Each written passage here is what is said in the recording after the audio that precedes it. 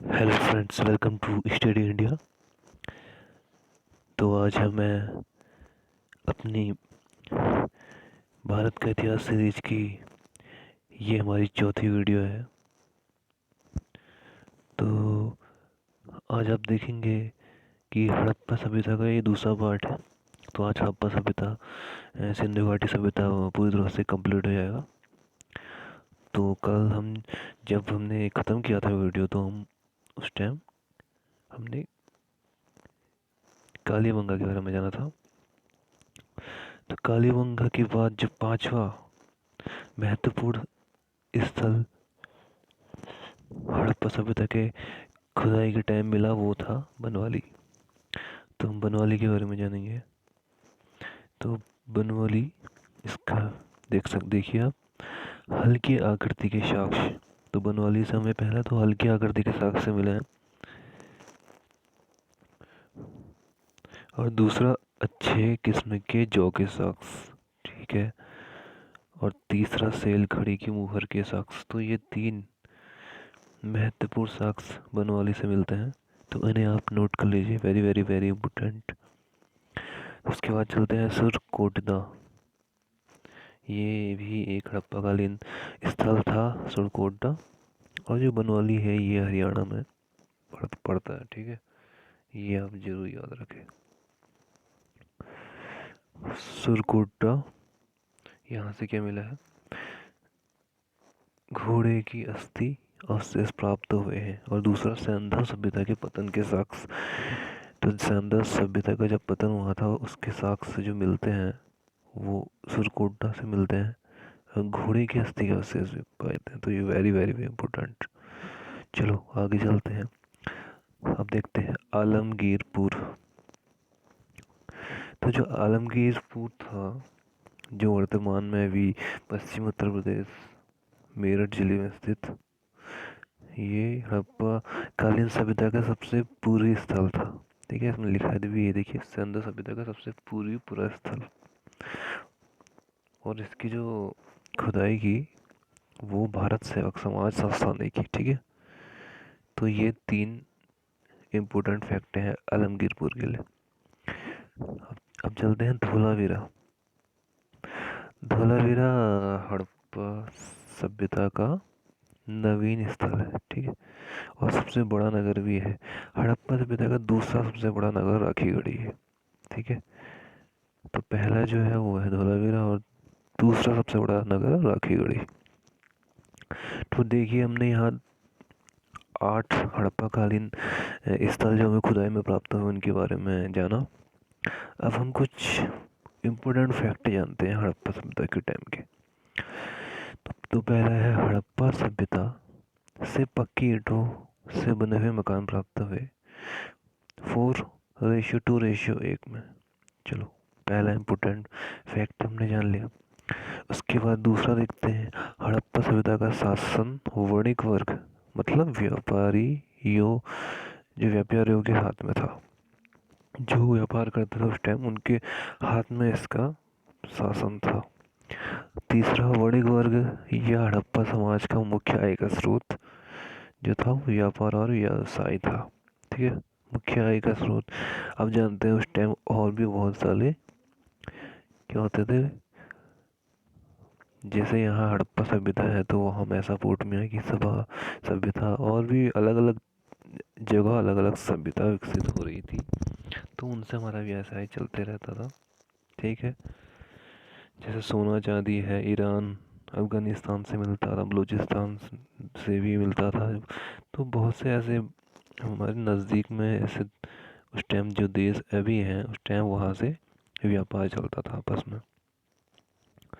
चौथा, मिट्टी की बनी हुई देवी की मूर्ति, जिन्हें हम बीड़ मूर्ति कहते हैं, मातृ देवी की मूर्तियाँ प्राप्त हुई है, ठीक है। तो यहाँ से मिट्टी की बनी हुई देवियों की बीड़ मूर्ति की मूर्तियाँ प्राप्त हुई है। इसी कारण, इसी आधार पे यह कहा जाता है कि जो सैंधव सभ्यता है वह मात्र सत्तात्मक थी। ये देखिए, सैंधव सभ्यता में बहुत अधिक संख्या में मृण मूर्ति प्राप्त हुई है, जिसके आधार पर यह कहा जा सकता है कि सभ्यता मात्र सत्तात्मक थी। ये वेरी इंपॉर्टेंट क्वेश्चन, कि सिंधु सभ्यता मात्र सत्तात्मक सभ्यता थी। आगे देखते हैं, पशुपति शिव की पूजा का प्रचलन था। ठीक है, तो सिंधु सभ्यता के टाइम क्या था, पशुपति शिव की पूजा का एक प्रचलन था। Very important question. सातवां देखते हैं, हड़प्पा वासी वर्तमान के नवंबर माह में गेहूं के बीज बोते थे तथा अप्रैल में काटते थे। देखिए ये भी बहुत इंटरेस्टिंग पॉइंट मिला है कि हड़प्पा वासी वर्तमान में नवंबर माह में गेहूं के बीज बोते थे, अप्रैल में काटते थे। और यहाँ की जो मुख्य फसल है गेहूं और जौ, ये वेरी वेरी इंपॉर्टेंट क्वेश्चन। ठीक है, तो आगे बढ़ते हैं।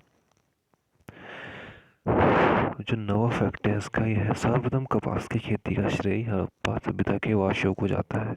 यही कारण है कि यूनानियों ने हड़प्पा सभ्यता को सिंधुन सभ्यता कहा।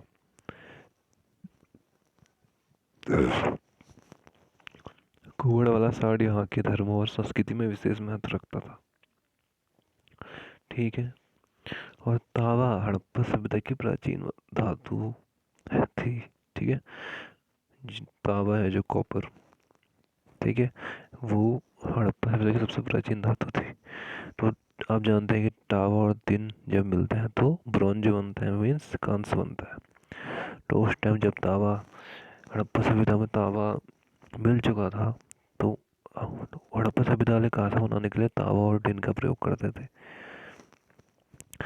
सर्वप्रथम बाट माप प्रणाली हड़प्पा सभ्यता में दिखाई दी। ठीक है, तो जो ये बाट माप की प्रणाली है सर्वप्रथम वो हड़प्पा सभ्यता में दिखाई गई, और बाटों का अनुपात था 16 के अनुपात में। ठीक है, मतलब अगर एक 16 व्यापार के लिए यूज़ करते थे ये बाट का, जैसे 16 का एक बाट है तो उसी के अनुपात में जैसे 32 का दूसरा बाट रखा होगा। ठीक है, इस हिसाब से सिंधु सभ्यता का सबसे प्राचीन नाम मेलुहा था। ठीक है, सिंधु सभ्यता का सबसे प्राचीन नाम मेलुहा था। और स्वास्तिक चिन्ह ये होता है, आपको पता ही होगा। एक सेकंड, स्वास्तिक चिन्ह ये वाला ये, तो ये सबसे पहले हड़प्पा सभ्यता से प्राप्त हुआ। ठीक है, सर्वप्रथम सूर्य की उपासना का साक्ष्य भी हड़प्पा सभ्यता से ही प्राप्त हुआ। नाव बनाने की परंपरा का, देखिए नाव बनाने की परंपरा की विधि भी हड़प्पावासी परिचित थे उससे। तो आप सोच सकते हैं कि इस काल को हम ऐतिहासिक काल क्यों कहते हैं, और इसे जो नगरीय सभ्यता क्यों कहा जाता है, क्योंकि उस टाइम नाव बनाने की परंपरा और व्यापार करना, ठीक है, और बहुत सी चीज़ों की नई नई खोज जो आज हम जानते हैं वो उस टाइम हड़प्पा सभ्यतावासी की देन है। हड़प्पाकालीन बाट माप प्रणाली में हाथी के दांत का प्रयोग होता था। मोस्ट इम्पोर्टेंट, हड़प्पाकालीन बाट प्रणाली में हाथी के दांत का प्रयोग किया जाता था। ठीक है, तो ये हमारा पूरा हड़प्पा सभ्यता कंप्लीट। मोस्ट इम्पोर्टेंट जितने भी फैक्ट थे इससे रिलेटेड जो एग्ज़ाम ओरिएंटेड थे वो सब करा दिए हैं। तो आज हमारी हड़प्पा सभ्यता फाइनली कंप्लीट हो गया है। तो अब हम सीधे नेक्स्ट वीडियो में मिलेंगे। ठीक है, उसमें हम वैदिक कालीन सभ्यता पढ़ेंगे। ठीक है, वैदिक सभ्यता या वैदिक काल में क्या क्या चीज़, क्या क्या नई नई जो देन थी वो क्या क्या थी, और वहाँ का समाज कैसा था, वहाँ का रहन सहन कैसा था वैदिक काल के टाइम, किस तरह क्या आय के स्रोत थे, ठीक है, कौन कौन से देवता है उस टाइम पूजे जाते थे, सब कुछ नेक्स्ट वीडियो में। तो बने रहे और सब्सक्राइब करें चैनल को और लाइक करें। ठीक है, धन्यवाद।